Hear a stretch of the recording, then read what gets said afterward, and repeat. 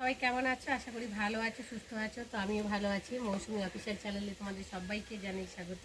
তো স্বাগত জানিয়ে আজকে চলে এলাম রান্নায়। তো দেখো আমি এখন আলুগুলো ভালো করে ভেজে নিচ্ছি। তো আলুর দম বানাবো। তো দেখো আলুগুলো এখন আমি ভাজা ভাজা হয়ে গেছে। এখন আমি আলুগুলো তুলে নেব। আর রোদের তেজটা যা উঠেছে বাবা, বসা যাচ্ছে না এখানটা।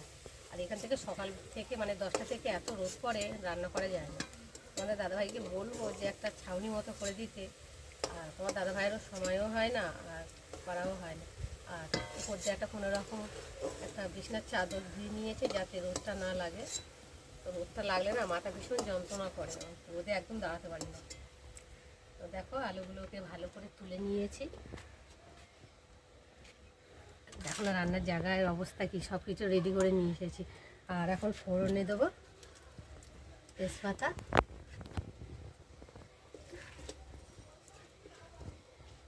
আর দেবো গোটা জিরে।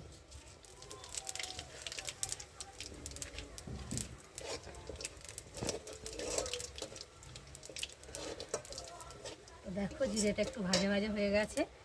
আর এই যে বাটির মধ্যে আছে আদা, জিরে, পেঁয়াজ, সব কিছু মশলা রয়েছে আর টমেটো রয়েছে। এখন আমি এই ফোড়নের মধ্যে ঢেলে দেবো।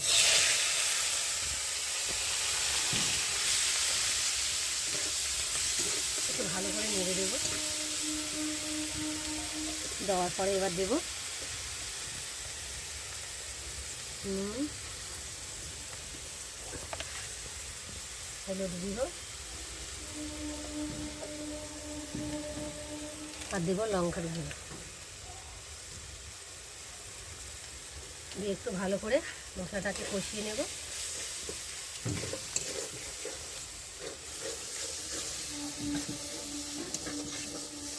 তো এরকম করে আলুর দম করলে খেতে ভালো লাগে। আলুটা আগে ভেজে নিয়ে তারপর আলুর দমটা বানালে ভালো লাগে। অনেকে আছে আলু সেদ্ধ করে নিয়ে দম বানায়। তো আমি যেরকম করে বানাই আমি সেরকমভাবেই তোমাদের সাথে শেয়ার করি।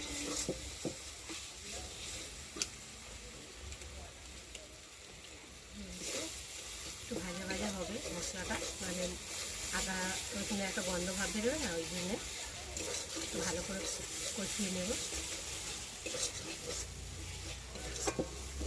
একটু কষিয়ে নিয়েছি। আর এবার এই যে ভেজে রাখা আলুগুলো মশলার মধ্যে দিয়ে আর একটু ভালোভাবে কষিয়ে নেব।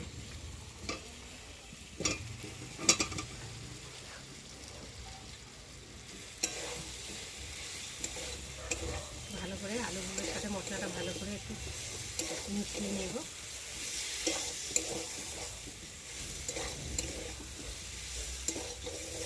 দেখুন আলু দেওয়ার কালারটা কত সুন্দর লাগছে।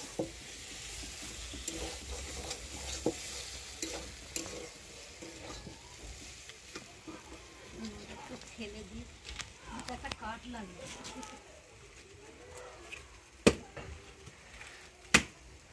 বাবা যাই কাটা যাচ্ছে না, ছোটোগুলোই তুলে দিয়ে দিই। কাটা যেগুলো পড়েছে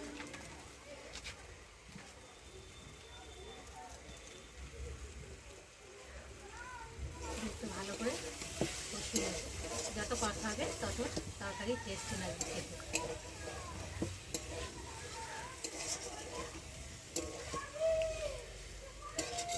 বন্ধুরা দেখো আমার মশলা ভালোভাবে কষানোও হয়ে গেছে আর মশলা থেকে দারুণ একটা গন্ধও ছেড়ে দিয়েছে।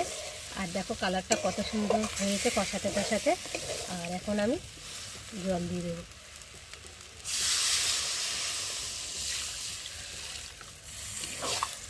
জলটা একটু বেশি করে দিলাম, কেননা আলুটা সেদ্ধ হবে তো, আলু সেদ্ধ সেদ্ধ হতে হতে ঝোলটাও অনেকটা কমে যাবে।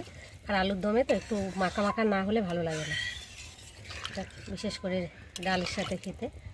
তো দেখো আমি এখন জল দিয়ে দিয়েছি আর এখন আমি ঢাকা দিয়ে দেবো। রেসিপি তৈরি হয়ে গেছে আর কালারটা দেখো কত সুন্দর হয়েছে আর খেতেও নিশ্চয়ই ভালো হয়েছে। তো বন্ধুরা তোমাদের মধ্যে কারা কারা আলুর দম খেতে ভালোবাসো আমাকে কিন্তু অবশ্যই কমেন্ট করবে। আর ভালো লাগলে লাইক কমেন্ট শেয়ার করো। আর আমার চ্যানেলে যদি নতুন হয়ে থাকো চ্যানেলটাকে সাবস্ক্রাইব করো। আর আমি এদিকে আলুর দমটাকে ঢালতে থাকি। দেখো